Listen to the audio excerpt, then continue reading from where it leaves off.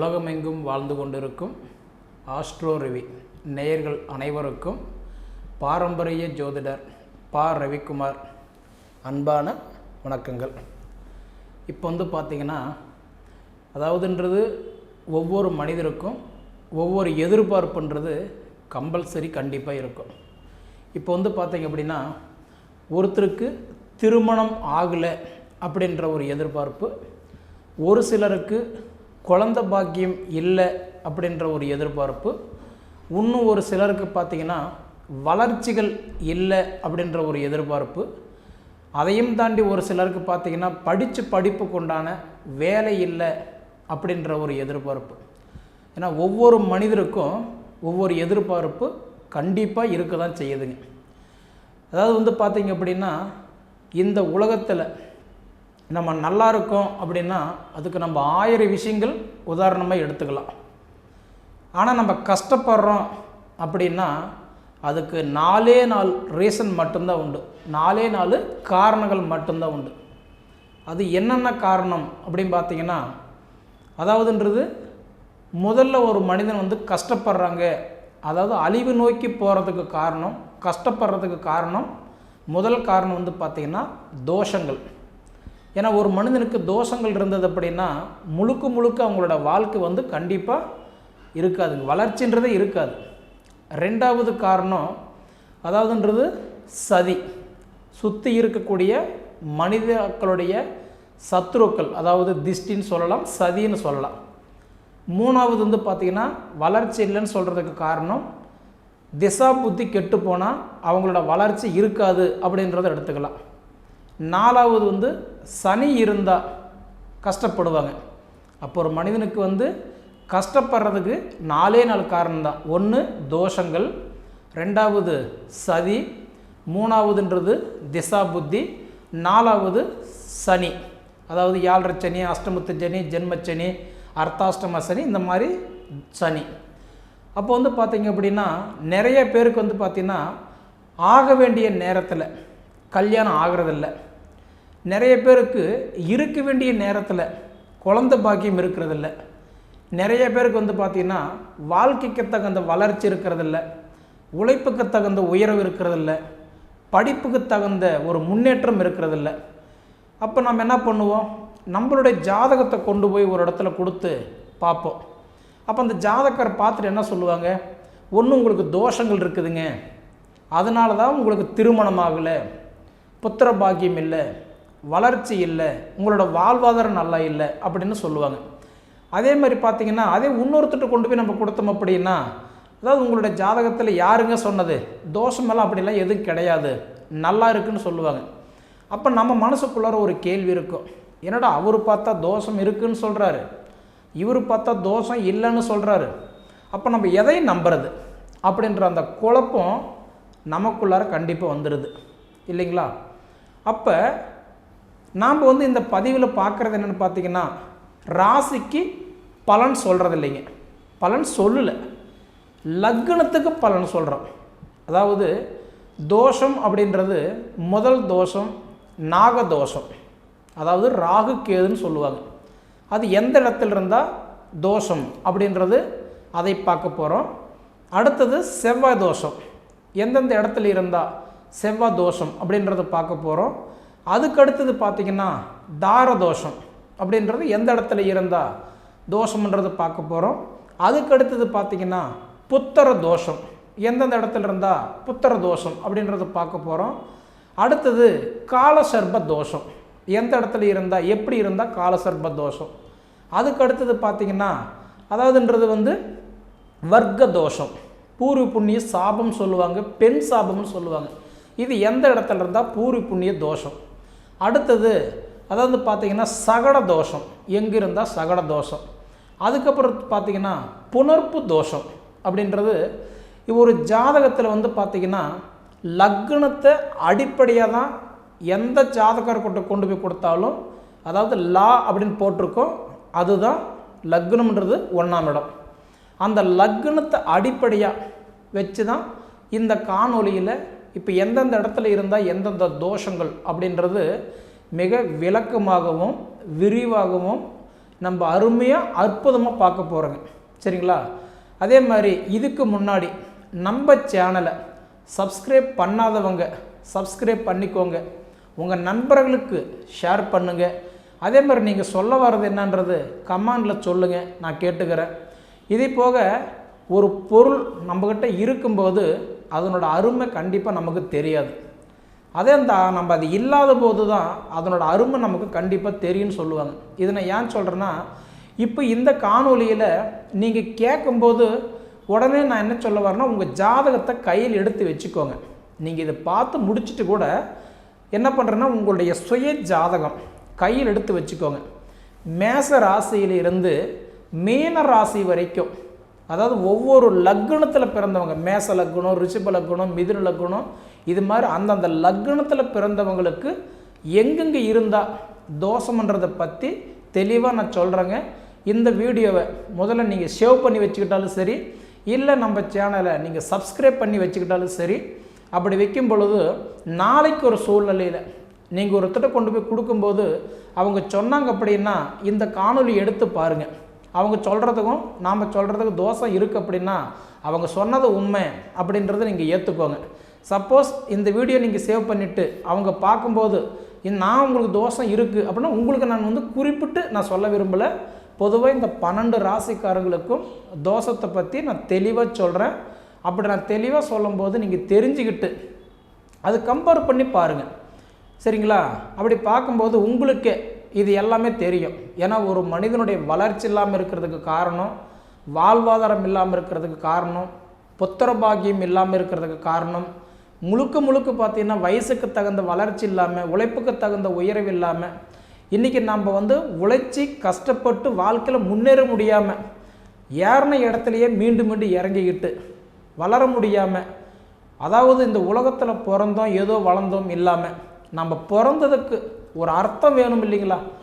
அதுக்கு முன் உதாரணம் என்னன்னா நம்ம ஜாதகம்தான். நம்ம ஜாதகம் நல்லா இருந்தால் மட்டும்தான் நிச்சயம் நம்மளுடைய வாழ்க்கையில் வாழ முடியும். இப்போ ஒரு உதாரணம், குழந்தை பாக்கியம் எடுத்துக்கோங்க. குழந்தை பாக்கியம்ன்றது ஆயிர காலத்து பயிருன்னு சொல்லுவாங்க.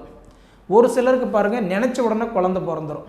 ஒரு சிலருக்கு பார்த்தீங்கன்னு வச்சுக்கோங்களேன், அதாவது என்னதான் அவங்க முயற்சி பண்ணாலும், ஹாஸ்பிட்டலுக்கு போனாலும், ட்ரீட்மெண்ட் எடுத்தாலும் அது தள்ளி போகும். அதனால் பார்த்தீங்கன்னா நம்ம வைக்காத வேண்டுதல் இல்லை, கும்பிடாத தெய்வம் இல்லை, போகாத கோயில் இல்லை, செய்யாத பரிகாரம் இல்லை, எல்லாமே செய்வோம். அதுபோல் நம்மளுடைய ஜாதகத்தில் 4 காரணம் நல்லா இருக்கணும். நான் சொன்னது தோஷம் இல்லாமல், திசா புத்தி நல்லா இருந்து, மனிதலாக்கில் சதி இல்லாமல், சனி இல்லாமல் இருந்தால் மட்டும்தான் நம்மளால் வாழ முடியும், நம்மளால் வளர முடியும். சரிங்களா? அதே மாதிரி பார்த்தீங்க அப்படின்னா இப்போ நான் உங்களுக்கு சொல்லக்கூடிய இந்த ஒரு விஷயங்கள் உங்கள் ஜாதகத்தில் இருக்கா இல்லையா அப்படின்றத பாருங்கள். அதே மாதிரி ஸ்கிப் பண்ணாமல் பாருங்கள். அப்போ தான் நம்ம என்ன சொல்ல வரோன்றது நீங்கள் முழுமையாக நீங்கள் தெரிஞ்சுக்க முடியும். சரிங்களா? தெரிஞ்சுக்கிட்டு அதே மாதிரி உங்களுக்கு மேற்கொண்டு உங்களுடைய சுய ஜாதகம் நம்மக்கிட்ட கொடுத்து பார்க்கணும் அப்படின்ற ஒரு ஐடியா இருந்தால், அதாவதுன்றது நம்மளுடைய காண்டாக்ட் நம்பர் கொடுக்குறோம், அந்த நம்பரில் அப்பாயின்மெண்ட் போட்டு உங்களுடைய சுய ஜாதகத்தை பார்த்துக்கோங்க. சரிங்களா? சரி நேயர்களே, இப்போ நம்ம பிறந்த லக்னத்துக்கு அதாவது என்னென்ன பலன்கள் இருக்க போகுது அப்படின்றத பற்றி நம்ம தெளிவாக பார்த்துக்கலாம். சரிங்களா? சிம்ம லக்னத்தில் பிறந்தவங்களுக்கு அதாவதுன்றது எந்தெந்த ராசியில் கிரகங்கள் இருந்தால் அது தோஷமாகும் அப்படின்றத பற்றி தான் இப்போ இந்த காணொலியில் பார்த்துட்ருக்குறேங்க. பொதுவாக சிம்ம ராசி அப்படின்னா நெருப்பு ராசின்னு சொல்லுவாங்க. சிம்ம ராசினா நெருப்பு ராசின்னு சொல்லுவாங்க. அதே மாதிரி இந்த சிம்ம லக்னத்தில் பிறந்தவங்களுக்கு இப்போ நீங்கள் ஒரு இடத்துல ஜாதகம் கொண்டு போய் கொடுத்தீங்கன்னு வச்சுக்கோங்களேன், அவங்க என்ன பண்ணுவாங்கன்னா உங்கள் ராசிக்கு பலன் சொல்ல மாட்டாங்க. பொதுவாக மேக்சிமம் பொது பலன் அப்படின்னா ராசிக்கு தான் அவங்க பலன் சொல்லுவாங்க. ஆனால் நம்ம ஜாதகம் கொண்டு போய் ஒரு இடத்துல கொடுத்தோம்னா லக்னத்தை அடிப்படையாக வச்சு தான் பலன்களை சொல்லுவாங்க. சரியா? அப்படி பார்த்தீங்கன்னா இந்த சிம்ம லக்னத்தில் பிறந்தவங்களுக்கு அதாவது எந்தெந்த வீட்டில் எந்தெந்த கிரகங்கள் இருந்தால் அது தோஷம் ஆகும் அப்படின்றது தான் நம்ம ஆதாரப்பூர்வமாக இந்த காணொலியில் இப்போ பார்த்துட்ருக்குறேங்க. பொதுவாக பார்த்திங்கன்னா ஃபஸ்ட்டு பார்க்குற தோஷம் நாகதோஷம். நாகதோஷம்னாலும் ராகு கேதுனாலும் இது ரெண்டுமே ஒரே தோஷம்தான், வெவ்வேறு தோஷம் இல்லை. நாகதோஷம் ராகு கேது. ஏன்னா ஒரு சிலர் நாகதோஷம்பாங்க, ஒரு சிலர் ராகு கேதுன்னு சொல்லுவாங்க. ஆனால் ரெண்டு ஒன்று தான். அப்போ 1ஆம் இடத்துல ராகு இருந்தால் 7ஆம் இடத்துல கேது இருக்கும். 2ஆம் இடத்துல ராகு இருந்தால் 8ஆம் இடத்துல கேது இருக்கும். இது மாறி கூட வரலாம். 1ஆம் இடத்துல ராகு இருக்கிறதுக்கு பதிலாக கேது கூட இருக்கலாம். அப்போ 1ஆம் இடத்துல இருந்தால் 7, 2ல் இருந்தால் 8. ராகு கேது இருந்தால் இதுக்கு பேர் தான் நாகதோஷம். அப்படி பார்த்தீங்கன்னா இப்போ சிம்ம லக்னத்தில் பிறந்தவங்களுக்கு இப்போ 1ஆம் இடம்னு சொல்கிறது கரெக்டான்றது இப்போ சிம்ம ராசியில் இப்போ தான் உங்கள் லக்னத்தில் ராகு இருந்தால் 7ஆம் இடம் கும்பம். அப்போ கும்பத்தில் கேது இருக்கும். 2ஆம் இடம்ன்றது கன்னி ராசியில், கன்னி ராசியில் ராகு இருந்தால் அடுத்தது 8ஆம் இடம் அப்படின்றது மீன ராசியில் கேது இருக்கும். அப்போ இதுதான் உங்களுக்கு நாகதோஷம்னு சொல்லுவாங்க. சரிங்களா? ஏன்னா நாகதோஷம் இருந்தால் இதனால நிறைய பேருக்கு பாருங்க திருமண தடையாகவே இருக்கும். அப்போ பொருத்தம் பார்க்கும்போது என்ன சொல்லுவாங்க, நாகதோஷத்துக்கு நாகதோஷம் உள்ள பொண்ணு தான் மாப்பிள்ளை தான் கட்டணும் அப்படிம்பாங்க. அப்போ 1, 2, 7, 8 ராகு கேது இருந்தால் இதுக்கு பேர் தான் நாகதோஷம். சரிங்களா? அடுத்த தோஷம் செவ்வாய் தோஷம். செவ்வாய் தோஷம்னா 2, 4, 7, 8, 12. அப்போ உங்களுக்கு சிம்ம லக்னம் இல்லைங்களா? சிம்ம லக்னம் அப்படின்னா 2வது ராசி யாருது? கன்னி ராசி. கன்னி ராசியில் செவ்வாய் இருந்தாலோ, அதே மாதிரி 4 விருச்சிக ராசியில் செவ்வாய் இருந்தாலோ, அடுத்தது பார்த்தீங்கன்னா 7 கும்ப ராசியில் செவ்வாய் இருந்தாலோ, 8 மீன ராசியில் செவ்வாய் இருந்தாலோ, 12 கடக ராசியில் செவ்வாய் இருந்தாலோ உங்கள் சுய ஜாதகத்தில் சொல்கிறேங்க. இது இருந்தால் இதுக்கு பேர் செவ்வாய் தோஷம். சரிங்களா? அடுத்த தோஷம் அப்படின்னு எடுத்துக்கிட்டிங்க அப்படின்னா தார தோஷம். தார தோஷம்னா திருமணத்துக்கு சார்ந்த தோஷம். அதாவது வாழை மரம் வச்சு தாலி கட்டிட்டு வெட்டிட்டு கல்யாணம் பண்ணுவாங்க, பார்த்துருக்கீங்களா? அதுக்கு பேர் தான் தாரதோஷம். ஒரு சிலருக்கு கல்யாணம் ஆகலன்னுட்டு பண்ணுவாங்க, ஒரு சிலருக்கு கல்யாணம் ஆகி பொண்டாட்டி டைவர்ஸ் ஆகிட்டாங்க, பிரிஞ்சுட்டாங்க, வாழ்க்கை நிலைக்கல, இன்னொரு கல்யாணம் பண்ணணும்னா இந்த தாரதோஷத்தினால தான் 2 பொண்டாட்டி அப்படின்னு சொல்லிட்டு வாழை மரம் வச்சு கட் பண்ணிவிட்டு இன்னொரு கல்யாணம் பண்ணுவாங்க. அதுக்கு பேர் தான் தாரதோஷம். அப்போ எங்கே இருந்தால் தாரதோஷம் அப்படின்னு பார்த்தீங்கன்னா, பொதுவாக தாரதோஷம் அப்படின்னா நம்ம லக்னத்துக்கு, இப்போ நம்ம லக்னம் சிம்ம லக்னம் இல்லைங்களா? 7ஆம் இடம் 8ஆம் இடம் 7, 8 சனியோ சுக்கிரனோ இருந்தால் அதுக்கு பேர் தான் தாரதோஷம். பொதுவாக 7ஆம் இடம் 8ஆம் இடத்துல சனி அல்லது சுக்கிரன் தனித்தனியாக இருந்தாலும் சரி, அது ஒரு சிலருக்கு ஒரே வீட்டில் கூட 2 கூட இருக்கும். சரிங்களா? அதுக்கு பேர் தான் தாரதோஷம்.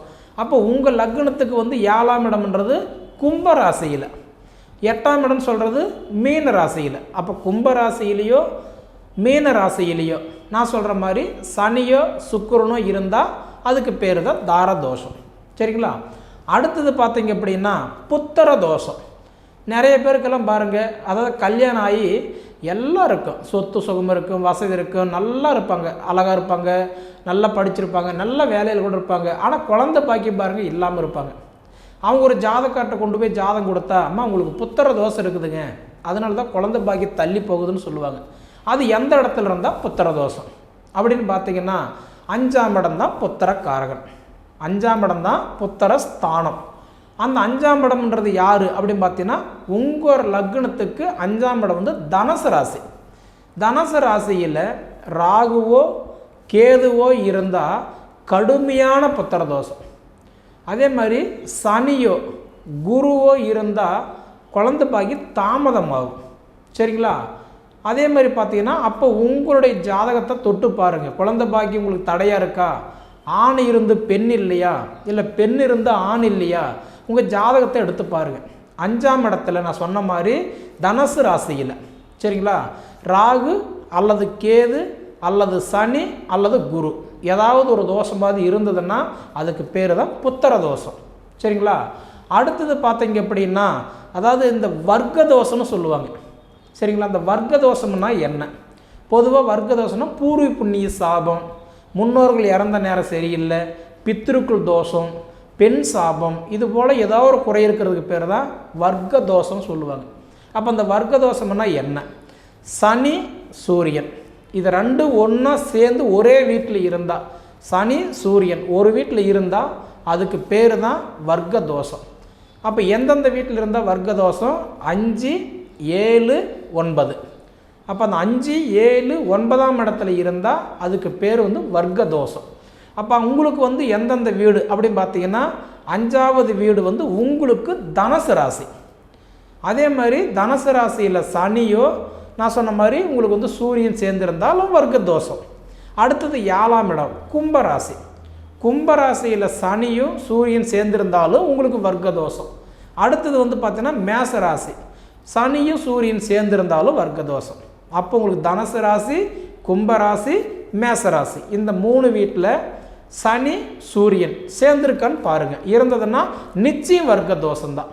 அதே மாதிரி மாரகாதி 10வது ராசியில் இருந்தாலும் அது வர்க்க தோஷம்தான். அது உங்களுக்கு நான் விளக்கமாக சொல்கிறேங்க, சரிங்களா? அதே மாதிரி சிம்ம ராசியோ சிம்ம லக்னத்தில் நீங்கள் பிறந்திருந்தாலும் அதுக்கு பேர் வந்து திர ராசி திரலக்னம்னு சொல்லுவாங்க. அப்போ உங்களுக்கு சிம்ம ராசிக்கு திரலக்னம் நம்ம எடுத்துக்கோங்க. அப்போ திரலக்னம் அப்படின்னா 3 8 கூடையவன் மாரகாதிபதி. அப்போ 3ஆம் இடம் உங்களுக்கு யார் அப்படின்னு பார்த்தீங்கன்னா துலா ராசி. உங்கள் ராசிக்கு 3வது ராசி துலா ராசி இல்லைங்களா? அப்போ இந்த 3வது ராசிக்கு அதிபதி யாருன்னா சுக்கிரன். அப்போ உங்களுக்கு சுக்கிரன் திசையோ சுக்கிரனுடைய புத்தியோ சுக்கிரனுடைய அந்தரமோ நடந்தது அப்படின்னா நிச்சயமாக சொல்கிறேன் உங்களுக்கு பலன்களை கொடுக்கவே மாட்டார். அப்படியே கொடுத்தாலும் கொடுத்த மாதிரி கொடுத்து கெடுத்து விடுவார், சரிங்களா? அடுத்தது 8வது ராசி யாருதுன்னா மீன ராசி. மீன ராசிக்கு அதிபதி யார்? குரு பகவான்.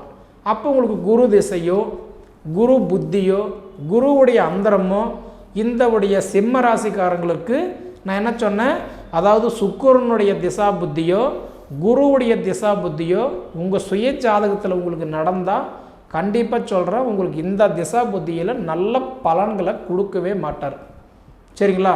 அது நீங்கள் வந்து உங்கள் ஜாதகத்தை வச்சு கண்டிப்பாக நீங்கள் யோசனை பண்ணி பாருங்கள். இந்த டேட்டில் இந்த திசையில் நடந்தது இல்லையா, அப்போ நம்ம நல்லா இருந்தோமா அப்படி நீங்கள் பார்த்தீங்கன்னா அப்போ கண்டிப்பாக உங்களுக்கு தெரியும், சரியா? அப்போ நான் சொன்ன மாதிரி இந்த சுக்கிரனும் இந்த குருவும் உங்கள் ஜாதகத்துக்கு உங்கள் லக்னத்தில் 10வது ராசி. அப்போ அந்த 10வது ராசி எந்த ராசின்னு பார்த்தீங்கன்னா ரிஷப ராசி. இந்த ரிஷப ராசியில் சுக்கிரனோ குருவோ இருந்தால் அதுக்கு பேரும் வர்க்க தோஷம்தான், சரிங்களா? இதுக்கு அடுத்தபடி பார்த்தீங்கன்னா சிம்ம ராசியோ அல்லது சிம்ம லக்னமோ, அது ராசியில் பிறந்திருந்தாலும் சரி லக்னத்தில் பிறந்திருந்தாலும் சரி, இன்றைக்கி உங்கள் லக்னத்துக்கு 3 6 8 12 நல்ல மைண்டில் வச்சுக்கோங்க. 3 6 8 12. அப்போ 3வது ராசி யாருது? துலா ராசி. துலா ராசியிலேயோ அடுத்தது 6வது ராசி மகர ராசியிலேயோ 8வது ராசி மீன ராசியிலேயோ அடுத்தது 12வது ராசி கடக ராசியிலேயோ குரு இருந்தா, சரிங்களா? உங்கள் ஜாதகத்தில் நான் சொல்கிற மாதிரி துலா ராசி மகர ராசி மீன ராசி கடக ராசி இந்த ராசிகளில் குரு இருந்துச்சு அப்படின்னா இதுக்கு பேர் வந்து சகட யோகம்னு சொல்லுவாங்க, சகட தோஷம்னு சொல்லுவாங்க. அடிக்கடி நலிநலக்கங்கள் மருந்து மாத்திரை ஹாஸ்பிட்டல் உடல் உபாதிகள், அதாவது மூட்டு வலி ஸ்கின் அலர்ஜி நரம்புக்கு சம்மந்தப்பட்ட பிரச்சனை இந்த மாதிரி ஏதாவது உடல் உபாதிகள் இருந்தால் அதுக்கு பேர் தான் சகட தோஷம்னு சொல்லுவாங்க. இது இல்லாமல் அதே மாதிரி உங்களுடைய ஜாதகத்தில் அது எந்த 12 கட்டத்தில் எந்த கட்டத்தில் இருந்தாலும் சரி, அதாவது சனியும் சந்திரனும் 2 பேரும் ஒரே வீட்டில் சேர்ந்து இருந்தால் இதுக்கு பேர் வந்து புனர்ப்பு தோஷம்னு சொல்லுவாங்க, சரிங்களா? அடுத்தது இந்த ராகு கேது. இப்போ ஒரு பொதுவும் பார்த்தீங்கன்னா இப்போ மேச ராசியில் இப்போ உங்களுக்கு ராகு இருக்குது, அடுத்தது துலா ராசியில் கேது இருக்குது. இது எல்லா கிரகங்களும் ஒரே சைடு அடங்கியிருந்து ஒரு பக்கம் ஃபுல்லாக காலியாக இருந்தால் இதுக்கு பேர் தான் கால சர்ப்ப தோஷம், சரிங்களா? அதே ஒரு சிலருக்கு அப்படியே மாறி இருந்தால் அதுக்கு பேர் கால சர்ப்ப யோகம்னு சொல்லுவாங்க, சரிங்களா? ராகு கேதுக்குள்ளார அடங்கியிருந்தால் அதுக்கு பேர் வந்து கால சர்ப்ப தோஷம். இதனாலேயும் நம்ம வாழ்க்கையில் உழைப்புக்கு தகுந்த உயர்வு இருக்காது, வயசுக்கு தகுந்த வளர்ச்சி இருக்காது. நம்ம ஏன் பிறந்தோம், ஏன் வாழ்கிறோம், ஏன் வளர்ந்துக்கிட்டு இருக்கிறோம், எதுக்காக பிறந்தோம், ஏன் வாழ்கிறோம்னு தெரியாமலே வாழ்ந்துக்கிட்டு இருப்போம். இது எல்லாம் நான் சொல்கிற மாதிரி உங்கள் சுய ஜாதகத்தை நான் உங்களுக்கு ஒரு 7 8 தோஷங்கள் பற்றி சொல்லியிருக்கிறேன். இன்னும் இருக்கக்கூடிய தோஷங்கள் பற்றி சொல்லணும்னா கிட்டத்தட்ட இன்னும் இந்த வீடியோ அதிக நேரம் போகுன்றதுனால உங்களுக்கு நான் ஷார்ட்டாக சொல்லியிருக்கிறேன். இந்தந்த தோஷங்களுக்கு என்ன பரிகாரம், எந்த ஆலயத்துக்கு போனால் நல்லது, இது எப்படி செஞ்சால் இந்த தோஷம் பரிகாரம் நீங்கும், இதுக்கப்புறம் நம்ம அடுத்த கட்டத்துக்கு போகிறது அப்படின்றது நீங்கள் நல்ல ஒரு ஜோதிடரில் கேட்டு ஆலோசனை பண்ணி கண்டிப்பாக நீங்கள் இதுக்குண்டான ஒரு தீர்வு எடுத்துக்கிட்டீங்க அப்படின்னா கண்டிப்பாக உங்கள் லைஃபு பிரகாசமாக இருக்குன்னு சொல்கிறதில்ல கண்டிப்பாக மாற்று கருத்து இல்லை. இதே நம்மக்கிட்ட நீங்கள் உங்கள் ஜாதகத்தை கொடுத்து பார்க்கணுன்னு நினச்சிங்கன்னா எங்களுடைய நம்பர் கீழே நான் காண்டாக்டில் கொடுக்குறேன். அந்த நம்பரில் நீங்கள் ஒரு அப்பாயின்மெண்ட் போட்டு உங்கள் ஜாதகத்தை பார்த்து என்ன பண்ணலாம், இந்த கிரகங்கள் இருக்கா இல்லையா தெரிஞ்சுக்கணும்னா உங்கள் சுய ஜாதகத்தை அனுப்புங்க, பார்த்துக்கலாம். சரிங்களா? இதுபோல் தகவலுள்ள பயனுக்குள்ள இந்த வீடியோகளுக்கு நீங்கள் பார்த்து நீங்கள் இன்னும் பலனடையணும் அப்படின்னா நம்மளுடைய சேனலை ஆஸ்ட்ரோ ரவி சேனலை சப்ஸ்கிரைபர் பண்ணிக்கோங்க, உங்கள் நண்பர்களுக்கு ஷேர் பண்ணுங்கள். அதே போல் பார்த்தீங்கன்னா ஆல் ஆப்ஷன் பட்டனை கொடுத்துக்கிட்டு கட்டன்றது இருந்தீங்கன்னா என்னுடைய காணொலிகள் தொடர்ந்து உங்களுக்கு வந்துக்கிட்டே இருக்கும், நீங்கள் பார்த்து பயனடலாம். சரிங்களா? அதே மாதிரி உங்கள் பொன்னான நேரத்தை ஒதுக்கி எவ்வளவு நேரம் என்னுடைய காணொலியை நீங்கள் முழுமையாக பார்த்ததுக்கு மனசிலிருந்து கேட்டுக்கிறேனுங்க. நன்றி.